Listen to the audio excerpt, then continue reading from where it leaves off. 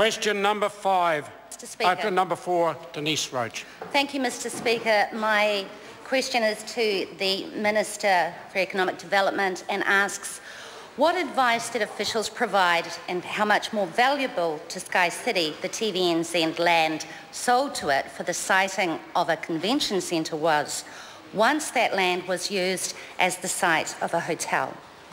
Honourable Stephen Joyce. Mr. Speaker, well, the first thing I'd point out that the site, of course, has not yet been used for a hotel. Negotiations are ongoing regarding the final layout, cost and size of the convention centre complex.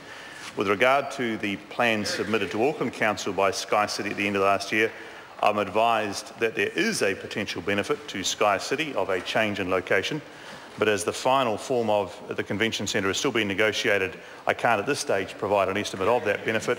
But I have been clear to our negotiators that I would expect that anything that gave that benefit to SkyCity would be a cost that they'd need to take account of. Point of order, Mr. Speaker. Point of order, Denise Roche. My question was on notice, and it specifically asks about the advice that was given about the change in the land value, not about any other sort of advice that he's had since. It was about the advice that he received before the deal took place. But again, as I interpreted the Minister's answer, he said there could well be an increased value because of subsequent use, but it was impossible at this stage to put a figure on until the plans were finalised as to what that site would totally be used for. I think the question has been adequately addressed, and I suggest the member wants to take the matter further, tease it out now with good supplementary question. Supplementary question, Denise. Thank you, Mr. Speaker. Supplementary. Why didn't he work out how much more the deal was worth to SkyCity with the hotel on TVNZ land before the deal was signed, given officials said it made the deal much more valuable to SkyCity? Honourable Stephen Joyce. Mr. Speaker, I'm not sure what the member's driving at, because actually since there's been a proposal for the hotel to be on a different site, and I would stress that SkyCity already had their own site for a hotel, they're basically proposing to shift from one part of the site to another part of the site. Until that proposal was made, it would be difficult to anticipate the need for putting a value on a proposal of that nature. And I've been quite clear to the member in the answer to the primary question that I believe there probably is a value out of that, and that value should be accounted in any subsequent negotiations.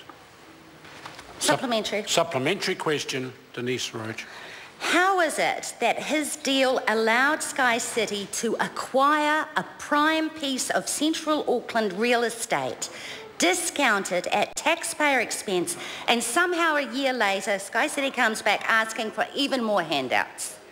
Honourable Stephen Joyce. I'm sorry, the member's incorrect. I'm not sure whether she got the idea there was any sort of discount, but actually, as I understand it, they've paid something in the order of, I don't know, $16 million or something, which was a commercial valuation on the site, firstly.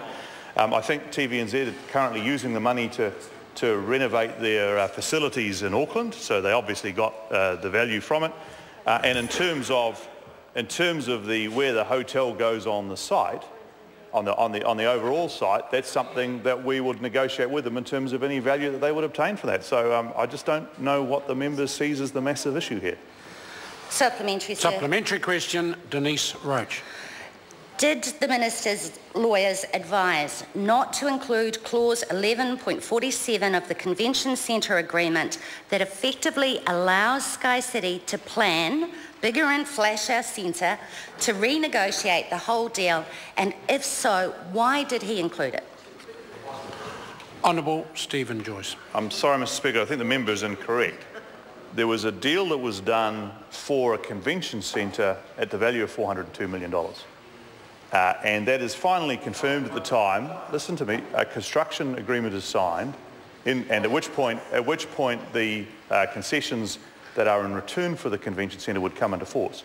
Prior to that time, either party could withdraw from it. Now, what SkyCity is saying is they're saying it's got a bit more expensive and we're worried about that and we want to negotiate with the Crown. What we've said is that we will listen to them, that we'll have the discussions, but that any money would be our least preferred option. And that's the whole of the week, I do believe, in the media. Supplementary, sir. Supplementary question, Denise Roche. Is he embarrassed that he negotiated a deal that allowed SkyCity to walk away with a large chunk of prime public land for its own hotel and to completely change the size and cost of the so-called free convention centre? Honourable Stephen Joyce. Well, Mr Speaker, I'm sorry the member, much of the member's saying in a question I just completely disagree with. The simple thing the member needs to understand in this is that that company already had some land set aside for a hotel. They have proposed to shift the location of that hotel as part of their latest proposed facility for the consent, so actually that the convention centre works a bit better on the site. We'll make a judgment on that and the value of that, and that will form part of any further discussions. Supplementary, sir. Supplementary question, Denise Roche.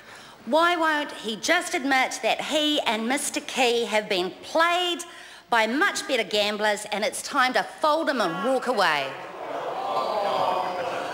Honourable Stephen Joyce. Mr Speaker, I'm not sure that it's news that the Greens oppose a convention centre in Auckland, but obviously we'll choose to disagree, as I think we have since roughly 2009.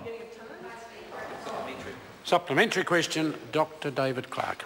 To the Minister, does he have any absolute and specified negotiating bottom lines beyond which he will walk away from the convention centre deal? Honourable Stephen Joyce. Well, Mr Speaker, as I said to the member yesterday, I'm not prepared to conduct the negotiations in public because that would actually make the Crown's position weaker, and I'd prefer to have a stronger position and have the option of conducting those discussions and then reporting back the result of those discussions to the House. Point of order. Mr Speaker, just asking for your assistance, I think the members misunderstood my question, which was, does he have any? It was a yes or no. Order. Not a. I don't want the nature of them. Order. Which Member will resume his seat. About. The member's question was, is there any bottom lines? And the Minister, clearly in answering, has said, I'm not prepared to reveal my position on a negotiation that's still proceeding. Question number 5, Matt Ducey. Thank you, Mr Speaker. My